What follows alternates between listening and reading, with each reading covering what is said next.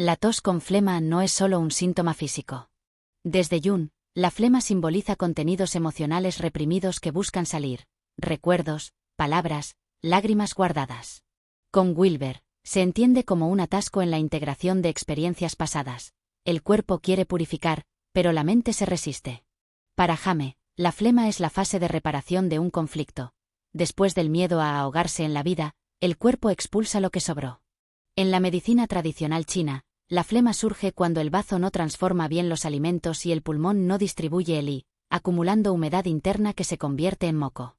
En el taoísmo, la flema representa turbiedad en el aliento vital. Limpiar es volver a la transparencia, al flujo sereno. Aprendizaje faro. La tos con flema nos invita a reconocer lo que ya no necesitamos y soltarlo, en el cuerpo y en el alma.